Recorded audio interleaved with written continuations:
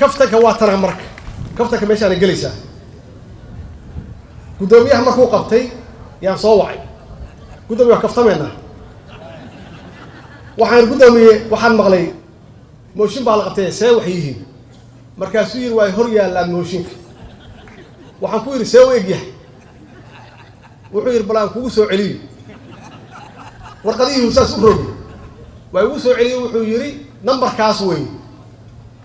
oo yaa ka dambeeya waxa ka dambeeyo dad waalaha ah oo la yiraahdo qabyo oo waxaan qabyada isla ogeyn waa qabyo waxaan ku yiri bal fiiri qabyo waxaan ku ogeyn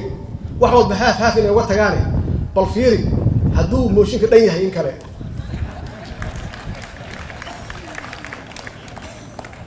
dib uu fiiriyay wuxuu arkay saxiixiyo la saxiixay 2017 tuhunka la qabana uu yahay dhamaadka 2018 waxaan ku yiri marka haddee see isu waafaqaysaa wuxuu yiri waxay arkayeen wax soo socda sanadka bacdi waxaan ku yiri khalad kalma ku jiraa waa sloognahay waxa laga yaabaa qabyo badan meesha ku jirteen waa fiiri wuxuu yiri saxiixa waxa ka maqan dateski oo waxaan ku yiri see dateski qofku uu ku iloobay hadduu qofka saxiixay see ku iloobay waqtiga uu saxiixay waxaan ku yiraahday maxaa kale oo ku jira wuxuu yiri dad kale oo waxa jira oo xanuunsan oo dibadaha jira oo aan ka warqabin waxaan ku yiri marka waayahay gudoomiye maxay tahay waxaan see wax u jiraan motive muxuu yahay maxaa laga danleeyaa waxaan illa waaba sheegtay waa qabye wuxuu yiri hore wuxuu yiraahdeen qabye ninkeeda dhameystira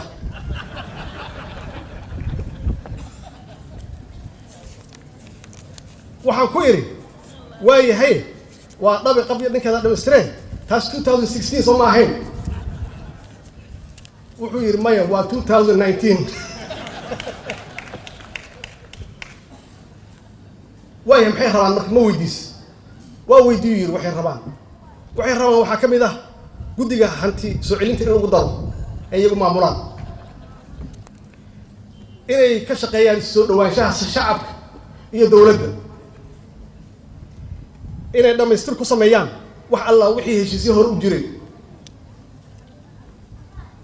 in maxaan ku raahdaa kanaalkan sheegay ayaan dhawey oo wabi ka soo fatahay in la furo beerta loo daayo